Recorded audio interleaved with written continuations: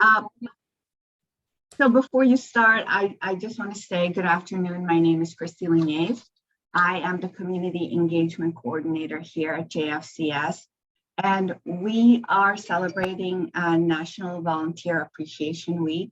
And because of that, we have asked Eric, who is the director of the Rauh Jewish History Program and Archives, and he will be speaking on Celebrations Past. So I just want to say for National Volunteer Appreciation Week, we really do want to thank all our invaluable volunteers and friends of JFCS, without whom we couldn't continue to do the work that we do. It is your invaluable commitment and help that we are here and able to serve the community. So Eric, your turn. All right, can you see the presentation? Yes, I can see it. All right, well, thanks for having me today. I was talking about this program with a friend and telling her, she said, what's it about? And I said, well, I'm going to be talking about what Passover was like in Pittsburgh a century ago. And she said, well, how different could it have been? And, what she meant is that, matzah has the same recipe that it had 100 years ago, and the services of Passover are the same as they were 100 years ago. So what's really that different? And what's different is the city of Pittsburgh. And I thought it would be interesting to look at the way that the changes of the city over the past century created these small but meaningful differences in the way that the holiday was celebrated here. We're in the middle of Passover right now. And so these are some things that are just, they're not really connected one to the next, but there's sort of 5 little stories that I found that I thought were interesting examples of the way that the holiday was different culturally within the city of Pittsburgh a century ago. So I want to start, since this is a JFCS event, I want to start with a little bit of JFCS history. So I don't know how many of you know this, but JFCS is actually the oldest Jewish charity in Western Pennsylvania. It has not always been called JFCS.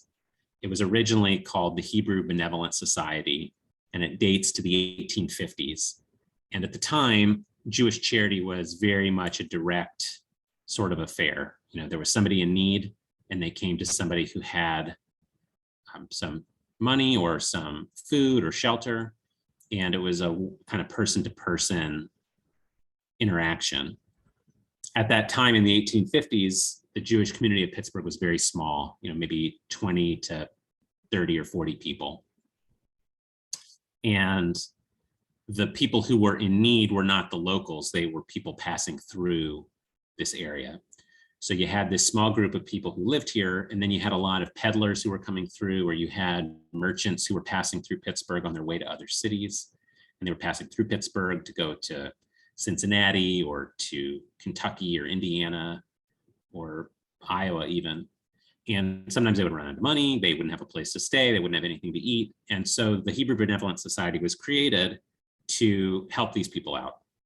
A few years later, there was a women's group created called the Hebrew Ladies Aid Society. And then in 1880, they merged and they formed this new organization called the United Hebrew Relief Association that you can see on this page here. And that organization was the main Jewish charity in Pittsburgh for about 32 years. It changed in 1912 when the Federation was created. And at that time, the Federation was very much like the United Way is today. It was an administrative entity that was designed to collect funds and then to distribute those funds among beneficiary agencies. And those agencies did all the work. And the idea was to avoid duplication. They didn't want 2 charities doing the same work. And then also to avoid fraud. So there were fake charities around, and they were trying to get rid of those. So the idea was they got this selection of charities that each kind of handled their own thing. And the largest of them was the United Hebrew Relief Association. At this period of time in the early 20th century is also when the field of social work is beginning in America and really starting to professionalize and standardize. And that's impacting charities all over the country at this time.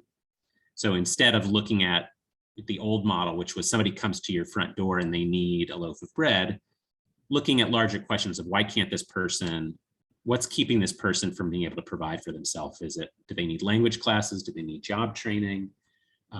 Are there larger systemic things that can be addressed? So you really start to see social work influencing the work of the United Hebrew Relief Association at this time. It eventually leads to the point where they decide they need a name change. And so they become the Jewish Welfare Association in 1927.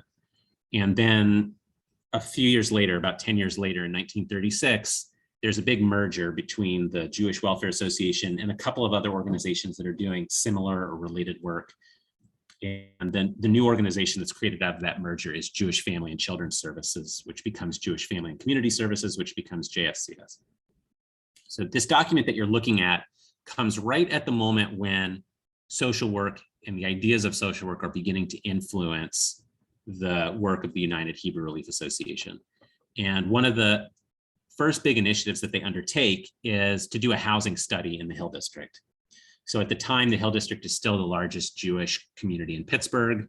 It's a very poor community. And they decide they're going to go and kind of do a housing study of this neighborhood. For those of you who know a lot about Pittsburgh history broadly, you may know about the Pittsburgh Survey. This was a much larger initiative that was undertaken about a decade before this. It was an effort to look all over Pittsburgh at kind of living conditions, social conditions, work conditions.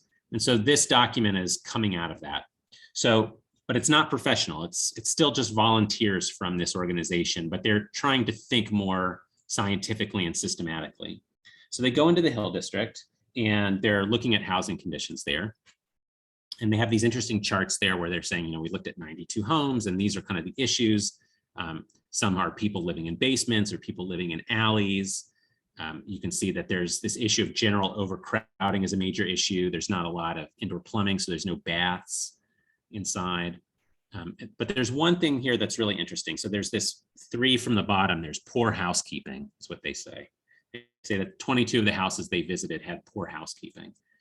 And as I was reading this report for the first time earlier this year, I came across a paragraph that just really bowled me over. I just thought, I was so surprised to see it. And it has to do with Passover. So I'm going to share that now. So it says, the members of our committee were agreeably surprised after the first visit because they found conditions better than they expected. The houses were dilapidated. Some were constructed in great ignorance.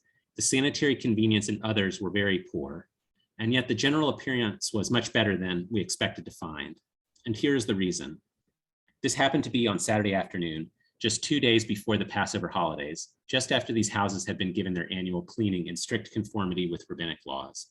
And then it goes on to say that the cause of overcrowding is not so easily addressed. That can only be addressed through legislation. So here's this really interesting moment we have in this report that's very kind of dry and technical. We have this moment where we see Jewish customs and traditions kind of peeking through. So a big part of the Passover holiday, going all the way back to the Talmudic times, is that you clean your house. It's spring cleaning. And the goal is to get all of the, in Hebrew, it would be chametz, all the leavened products out of your house. And so the custom has been to do kind of a top to bottom cleaning of the home. And so when they arrived, they happened to arrive right before this had happened. And so they found the neighborhood to be in much better condition than they expected because of this.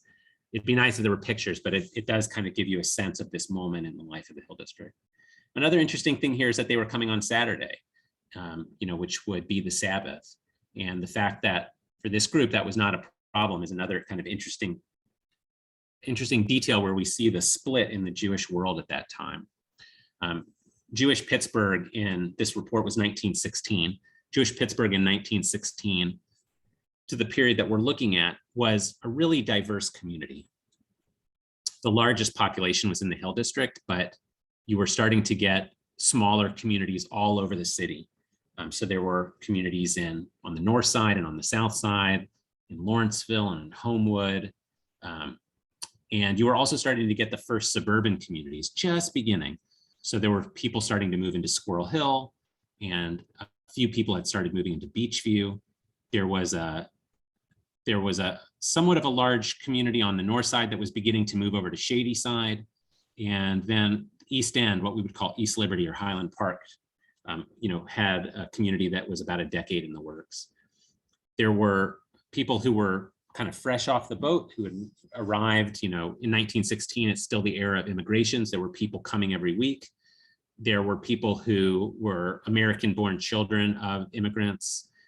And then there were people who had been here for 3 or 4 generations and were very Americanized. In some cases, were very successful. The period that we're talking about here is a period where the economic disparities were probably the greatest they've ever been in the Jewish community.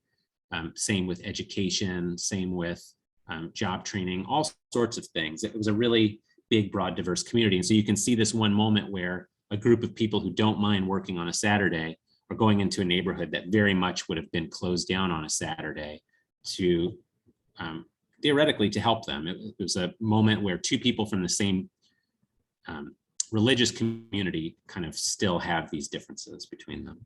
So that's the first story I thought was interesting. Now the next story. So this photograph that you're looking at here, this was the one that we put on the flyer. This is probably the most famous and most commonly reproduced photograph that we have at the Rauh Jewish Archives. So obviously we're looking at a bakery. This is a Matzah Bakery. You can see the little flat crackers that they're holding here. These are unleavened bread. It's not loaves of bread.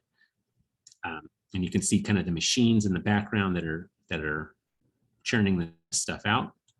And there's this man here, very kind of stately, austere man with this beard and his head covered, who is inspecting these matzahs. So the person that you're looking at here, his name is Jacob Radbourd, and the organization, the place where he is a business called the Kaplan Baking Company, which is on Logan Street in the Hill District. And this was the largest bakery, the largest Jewish bakery in Pittsburgh, and one of the most important bakeries, Jewish bakeries in this region. And a big part of what they did during the year, they made bread, but for Passover, they made matzah. This is something that I think if you're Jewish, or if you have Jewish friends, if you know a lot about Passover, if you know a lot about matzah, it might be surprising to know that there was a large matzah bakery here. If you have a box of matzah in your house right now, or if you don't, the next time you're at a store, just look at where the matzah comes from, and you'll see that almost all of it comes either from New York or from Israel. All the matzah that everybody's eating is essentially coming from 2 places. But back in the day, it would have been more common for the creation of the matzah to be happening at a few places. The supply chain wasn't quite as built up. The large companies had not quite consolidated the market yet. And if you think about what the United States looked like in the 20s and 30s, most of the population was pushed up against the East Coast. There was a kind of a smaller population building out on the West Coast, but the mountain region, the South, these areas were still pretty sparsely populated. So a place like Pittsburgh is actually centrally located for a large segment of the American population at that time. And so it would make sense that when you have this product that Jewish people in every city in the country need, it's not so hard to believe that there would be a place in Pittsburgh that would provide it for them. But when you start to think about what it takes to get that matzah to them, it really gets to be a pretty fascinating story. So matzah is kind of an interesting paradox. It's in some sense the simplest food that you can make. The ingredients are just flour and water. You're not allowed to have anything else for the holiday except for flour and water. But the rules and conditions around creating it are very complicated and create all sorts of logistical issues. So one of them starts all the way back with harvesting the wheat. And there's an interesting letter to the editor in the Jewish Chronicle from 1992 from Gloria Elbling, who was the granddaughter of the man that we just saw, Jacob Radbourd. And she notes here in the second paragraph, she says, for years, just prior to Passover, he would spend several days with the only Jewish family in the small town of Red Lion, PA. There he would oversee the grinding of the flour to be used in the matzah products at the Kaplan Baking Company on Logan Street in the Hill District. That's where this picture was taken. So he would actually have to go out to this small town on the other side of the state. He would oversee the harvest of the wheat, the grinding of the wheat, packaging. That wheat would then come back to Pittsburgh, and then they would begin this process in Pittsburgh that involves a certain kind of water, a certain ratio of water to flour, certain temperatures, and a time limit. The entire process start to finish, from water hitting flour to a finished matzah has to take 18 minutes. And even once it's baked, it has to be baked a certain way. What he's doing in that photograph is checking to see that it's been baked thoroughly, that there's not any unbaked components. So you can see it's a pretty intense effort. You're looking at an ad here from 1912, and you can see that even at this point, Kaplan's is trying to push back against matzah that's coming in from other cities, probably New York, maybe Chicago. It says, why buy matzahs from other cities when you can buy and eat Kaplan's matzah, the best in the world, baked right here in Pittsburgh? So from the beginning, they were already having to face this issue of competition from outside the city, but eventually they did become a major operation. This is from a few years later in 1929. It shows there you can see Jacob Radbourd again. It kind of shows the operation. And in the article, it has this incredible fact. It says, Pittsburgh is an important center of matzah manufacture. The Kaplan Baking Company turns out 1 million pounds of this unleavened bread annually. The wheat is ground and the baking done under the supervision of Pittsburgh rabbis. So you can imagine that 1 million pounds probably means that everybody in Appalachia and the Midwest was probably getting their matzah from the Kaplan Baking Company at a certain point. They remain a major force into the 1930s, but after World War II, there's some shift in the market. I'm not entirely sure why. And at that point, you start to see the major New York companies like Straits and Manischewitz really take over the market. And they start to work with all of these little grocery stores all over. And when you look in the newspapers, you see the ads for local grocery stores. This is before Giant Eagle, when it's still a mom and pop grocery store, but they're not getting their matzah locally. They're getting it from New York. And eventually the Kaplan Baking Company merges with some other bakeries to create the United Baking Company, and then just kind of bit by bit disappears from the scene. Another thing to keep in mind at this time is, in the 1920s, in the teens and 20s, the Jewish population of the world is really split between 3 areas, really 2 areas. There's America and there's Europe. Israel has always had some Jewish population. It wasn't as big as it became because the Jewish state didn't exist yet. So what you had is this growing community in America and this much larger, more established, but struggling community in Europe that was still trying to navigate its way through World War I, and especially the aftermath of World War I. World War I was a very traumatic experience for the Jews of Europe. It's definitely become overshadowed by the horrors of World War II. And one of the interesting features about World War I that was also there in World War II, but maybe not to the same degree, is the way that families were split.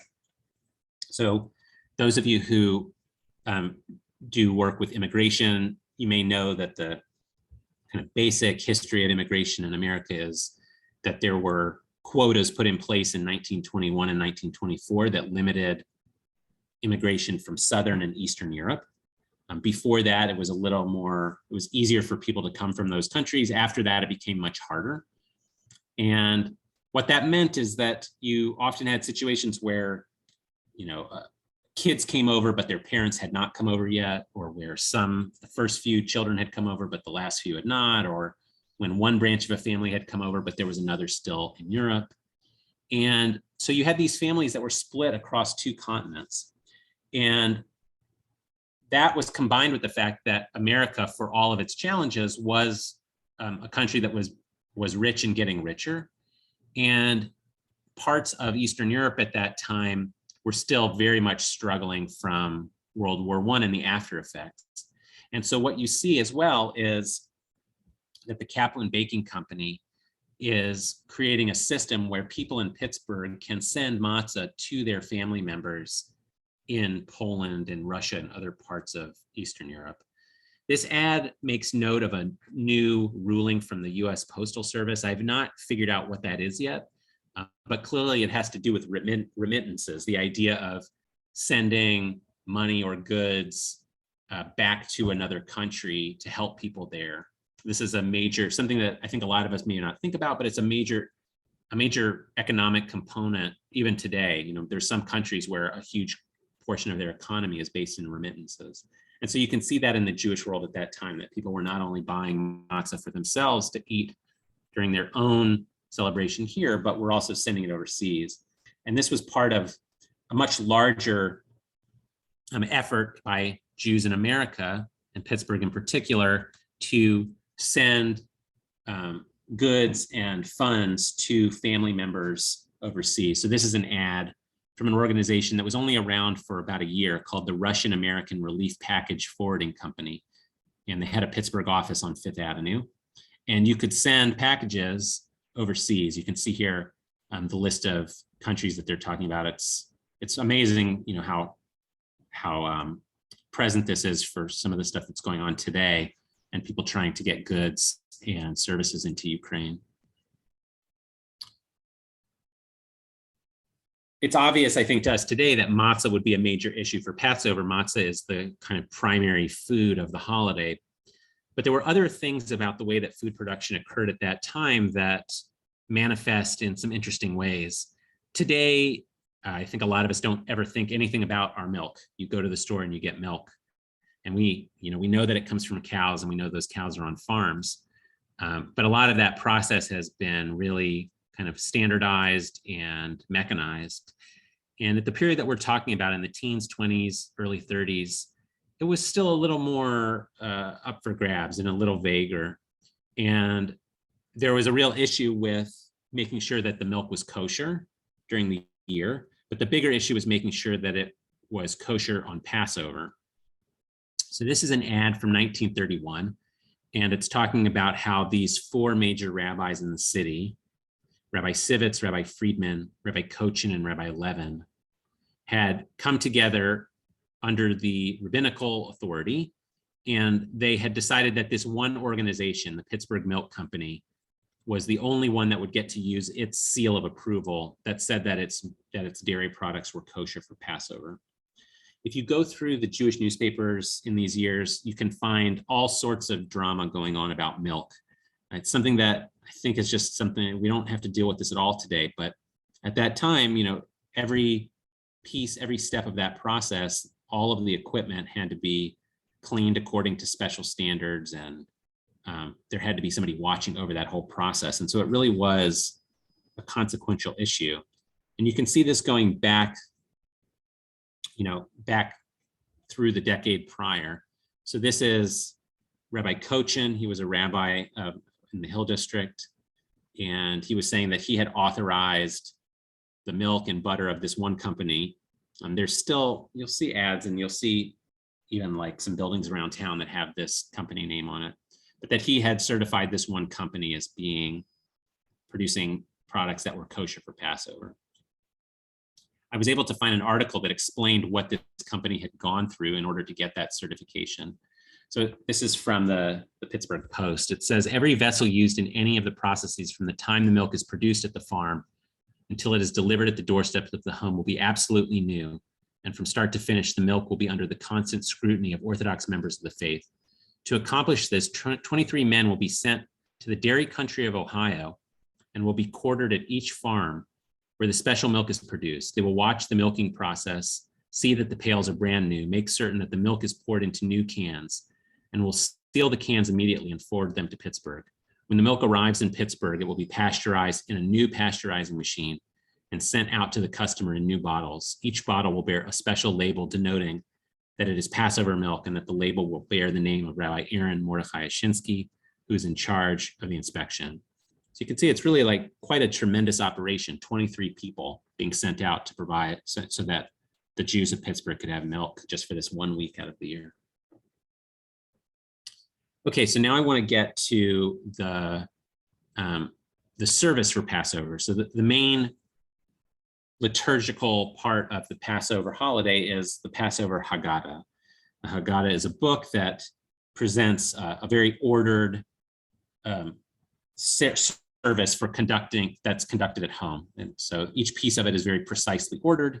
It has a fixed text to it. And so I want to show kind of two different variations on that give you a good sense of kind of the two manifestations of Judaism in Pittsburgh at that time. So at the time that we're talking about in the 1920s, Pittsburgh probably has about 60,000 Jews. Today, it's about 50,000. But in addition to those 60,000 in the city, there were probably another 20,000 who lived in small towns outside the city. So it was really a much bigger community at that time.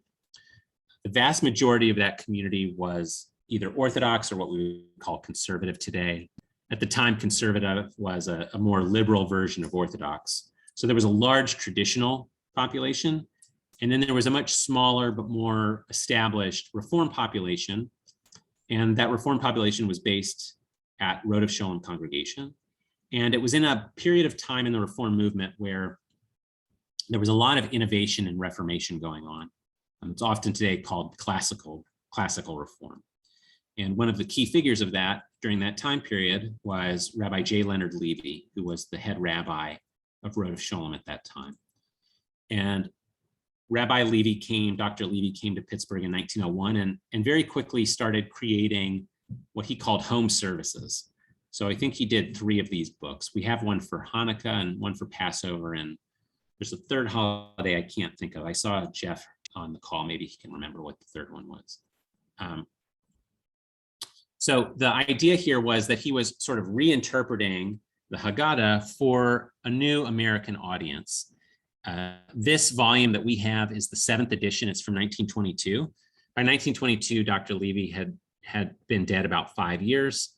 But he includes in this a little introduction from the 6th edition, which was in 1914. And he explains why he's doing this. He said it's a very humble attempt to adapt the old form of service to modern use. In so many homes, there are few, if any, who can read the Haggadah in Hebrew. So part of it is a language issue in the other direction, not that people don't know English, but that people have kind of lost the Hebrew that would have been more commonplace a generation earlier. He said, much of the English translation of the old Haggadah is scarcely adapted to present day life and thought. We have endeavored to arrange a short service embodying the themes of the Haggadah and giving them a modern dressing. So he's really thinking very much about America and Americans, and what do Americans need? How can we take this ancient tradition and update it for a modern audience? And so as you go through, there's some really pretty radical innovations that he's adding to this text. These are the instructions. These instructions have become somewhat famous in the world of Jewish scholarship because of this first sentence. It says, the family should assemble around a table, in the center of which there should be placed an American flag, some unleavened bread, a few flowers, a glass of wine, and some lighted candles. And then he says that each of these symbols, which are purely arbitrary, will be explained subsequently. So he has created kind of a new set of symbols. Some of them are old and some of them are new. But this idea of placing the American flag on the table is a really profound and fascinating little detail that it's not something that you see in other Haggadahs. This is something that he introduced. The way that this Haggadah is set up is that it's set up like a dialogue between a child and an adult. The adult is the reader. And so the child at the table reads these sections that have all these questions, and then the adult answers the questions. So on this one page, you can see the child says, why do we observe this service in our home tonight? Why do we observe customs which differ so much from those we follow on any other evening in the year? What is the meaning of the flag and the flowers, the unleavened bread, the wine, and these lights? Why is this holiday so important that we should celebrate it in so marked a manner? And then the adult responds, because at this season of the year, our ancestors, who were made slaves in the land of Egypt, struggled bravely for freedom, and under the guidance of the great prophet Moses, gained their liberty. And so you can see that word liberty, which is, he's writing this in 1914 as war is just beginning to break out in Europe, World War I, and we're reading a 1922 edition. You can understand why the American flag is placed there. It has a political idea. It has a symbol during a period of growing war. It's really, this document ends up becoming a very interesting reflection on the moment in which it was created.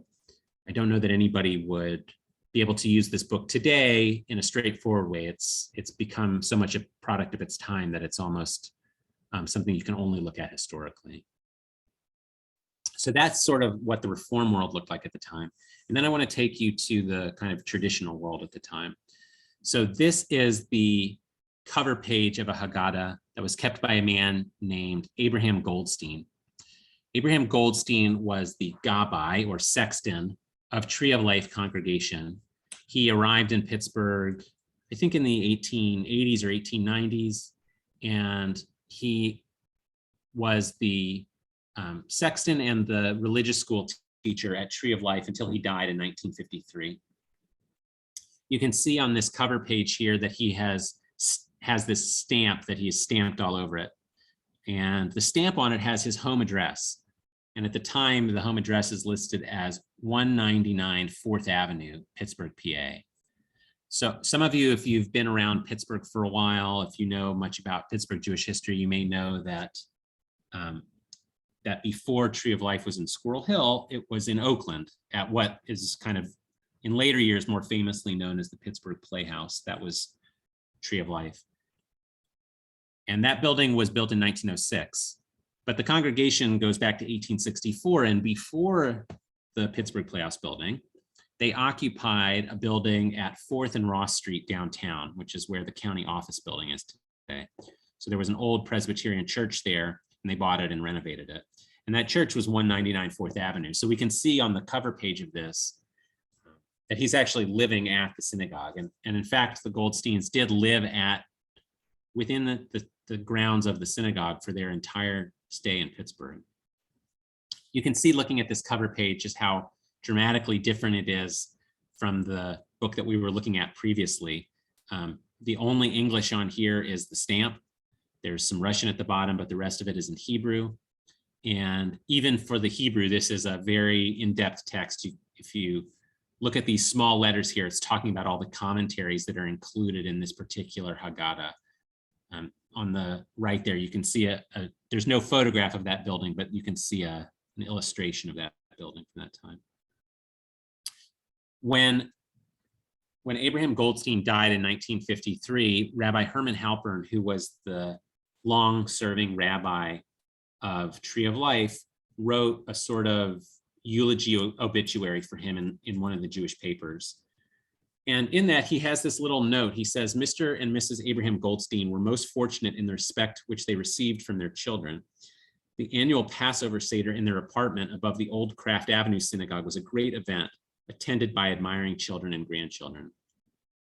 So this was after the congregation had moved to Oakland. The Goldsteins moved as well, and they also had an apartment at the Kraft Avenue building. We're fortunate enough to have a picture of one of those Passover celebrations. You can see Abraham and Anna Goldstein are the ones seated at the far end of the table. And then you can see all their admiring children and grandchildren around them. And this is at their Passover Seder. If you look closely at the table, you can see matzah, which is probably Kaplan's matzah on the table there. You can see the wine. You can see the Seder plate. I have not been able to find the book, the Haggadah, in this photograph, but presumably it's on his lap or maybe at the end of the table in a place that can't be seen. If you flip through the pages of that book, you find this. And this is something that is common to many faiths. I know that Christians often do this in their Bibles. Sometimes it's called a book of ages. What he's done here is he's taken a book that he is returning to again and again, this Haggadah that he is using every year, and he's using it to keep track of the important milestones in the life of his family. So he's listing here the birth dates of children. There were some children who died in infancy, and so he lists their death dates. He's listing marriages when they come up. So this is an evolving document. We can actually get in a little closer so you can kind of see. So you can imagine that big group of people around that table are all sort of reflected in this page as well. So that's just 5 stories from the holiday a century ago, just to give kind of a sense of the ways that Pittsburgh was different at the time and the way those differences manifest themselves in this holiday that in and of itself has not changed all that much. I'm happy to take questions if people have them, and if not, I'm happy to wrap it up early. Just a quick question. When did the Kaplan Matzah factory leave Red Lion, Pennsylvania? So all that was happening in Red Line was just collecting the wheat. That was a farming town. Oh, that's the wheat. Okay, but it Yeah. was here in Pittsburgh. Yeah, so the bakery was here, but there was not farmland in Pittsburgh, at least not wheat growing farmland. And so they would go out to the other side of the state to get the wheat and then bring it back. The bakery was on Logan Street in the Lower Hill District. And then later it was on the south side. And then it just sort of faded in the 40s and 50s and just bit by bit disappeared. Does anyone have any questions for Eric? There's a lot of interesting things that he talked about. And you can put it on the chat too.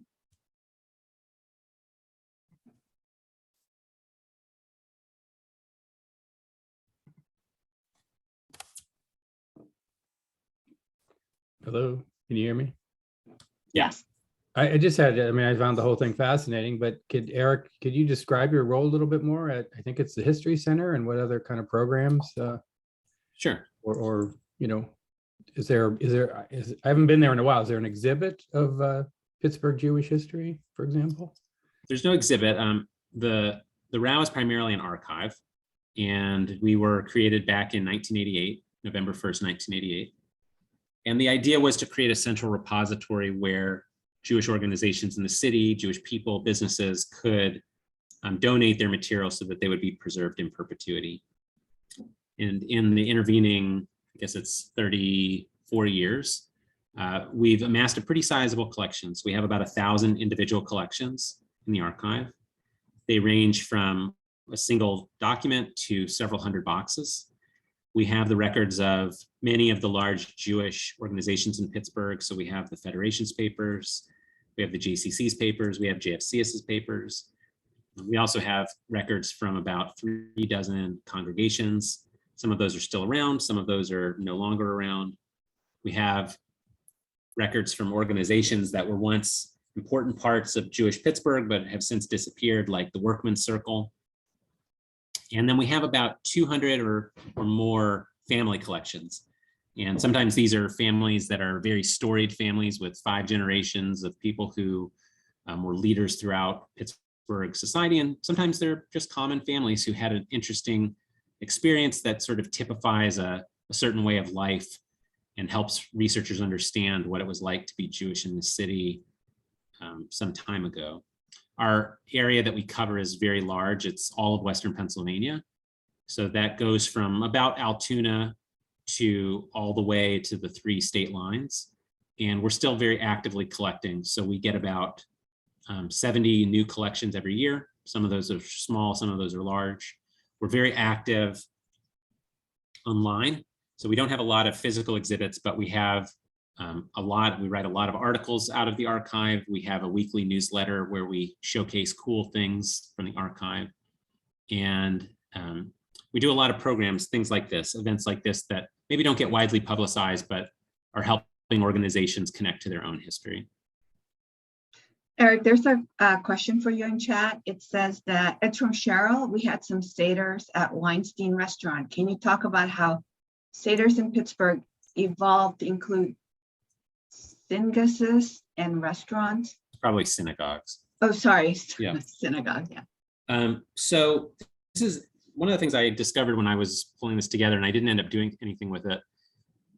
You know, people who grew up in Pittsburgh, maybe in the 50s and 60s, remember that there were still at that time Jewish restaurants, you know, delis. Cheryl mentions Weinstein's. There were others like Bubbles and Sherman and Roberts, and there were all these, you know, a small number but beloved restaurants in Pittsburgh, Al Rice's, that had, you know, what we would call Jewish foods. A lot of them remained open through Passover, and they would just swap out matzah for bread. And so I found an ad from one of these where they were saying that their full menu was available on matzah. And I was joking with my wife about how cumbersome it would be to have a gigantic corned beef sandwich, one of these like sky high sandwiches on matzah, how hard that would be to eat that. But Cheryl's question is about the gradual expansion of the Seder outside of the home. I don't know that I have a ton I can contribute to this, other than I can kind of just talk about how early on you don't see communal Seders at all in the records. It's very much something that is happening at the family level. if people are going anywhere, they're going to, their parents or their grandparents or their cousins. What you do start to see eventually is, maybe in the 30s and 40s and 50s, you start to get what we would call today communal seders. So we have in the archives photographs from B'nai Israel in East Liberty, who had this big communal seder. Another from a group called the Friendship Club.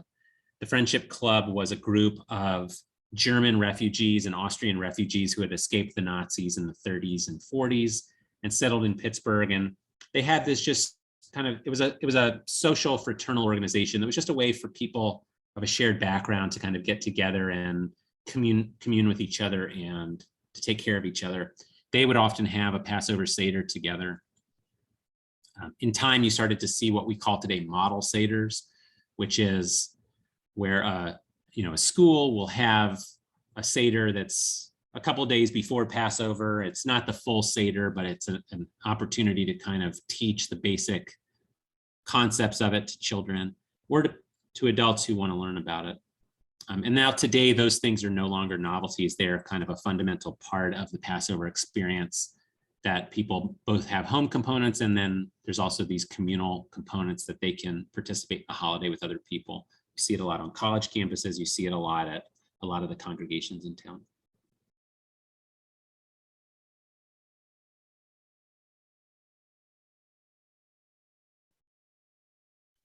Are there any other questions? And somebody might have a question, but could you just, Eric, tell us what is upcoming at the History Center? Any events happening that we should look out for? Because we obviously want to support our History Center, Sure. and because we have a relationship with JFCS and our friends. Yeah, so I can tell you about something that has not really been publicly announced yet. So you're not the first people to hear about it, but you're among the first.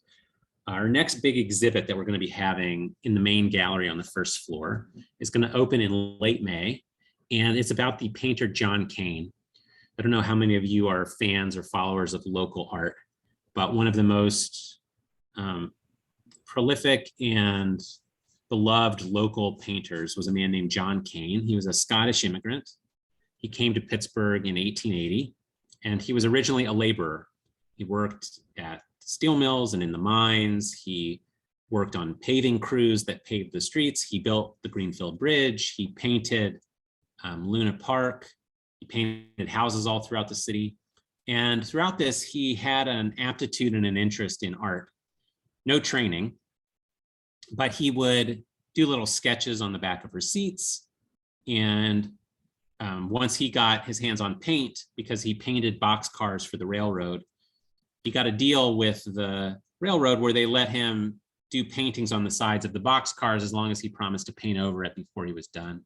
And so gradually he learned how to paint, and he started to do these scenes of kind of Pittsburgh landscape scenes. And in 1927, he was selected to have a piece included in the Carnegie International, which at that time was kind of the biggest art exhibit in America. And it was a huge deal at the time that an untrained artist, somebody who had not had formal training, was going to be included in this survey of contemporary American, contemporary international painting. It got tremendous amount of media coverage at the time. It was a huge story. He became, for a brief period of time, he was the most famous painter in America. And then he died a few years later in the early 1930s. The last time that there's been a major retrospective of his work has been a couple of decades in Pittsburgh. And we're going to have an exhibit that for the first time doesn't just look at his paintings, but looks at the history of his life. We've uncovered some new documents that nobody has seen before that reveal some interesting aspects of his life. We're going to dig into some of the stories of his life and kind of flesh them out to help people understand how he fit into Pittsburgh during those years. And that's going to open, I think it opens May 20th. It opens at the end of May. It's going to be a great exhibit, and associated with it is a new book, a new biography of John Kane by Max King and Louise Lippincott. So that's going to be at the History Center for a while. It'll be there for the rest of the year. I think it closes in January of 2023. So I hope everyone can come down and take a look at that. It's going to be a really nice exhibit. No, that's exciting. I believe it or not, I actually have heard of him, and we have a book about him. Okay. So I'm really excited. I used to work at the Nationality Rooms program, and the Scottish committee is very much proud of him. Yeah. I do have one announcement for JFCS. I want to tell you that we will have a couple of programs celebrating AAPI Heritage Month, and actually one of our speakers is here, Debbie Wong. She will talk about her immigrant story, but she will also be demonstrating the art of the Chinese knot. And then we will have a story on Indian immigration. There will be 2 people coming in. It'll be on a Wednesday at lunchtime, much like what Eric did as well. I'm not sure if Debbie wants to show herself, but that's okay. If she doesn't, she's very shy. But so this will be a hybrid. It will be for our staff and for the community, our volunteers and friends of JFCS. But I just want to say thank you, Eric. It was very, I learned a lot, and I really appreciated all the different nuance and touchstone of Passover here. Much of what there's so much history that we don't know, but you touch on a few things that are really interesting. So we really thank you for that. Thanks for having me. Anytime. Yeah, and we hope to see you at the History Center. Yeah. We're on the 6th floor if anybody comes down. Okay. You're at the Library and Archives, right? On Yeah. The 6th floor. Okay, you're still there. So the 6th floor is still the Library and Archives. That's great. Yeah. So thank you everyone for coming. Really appreciate you spending your lunch hour with us. And I'll stop recording.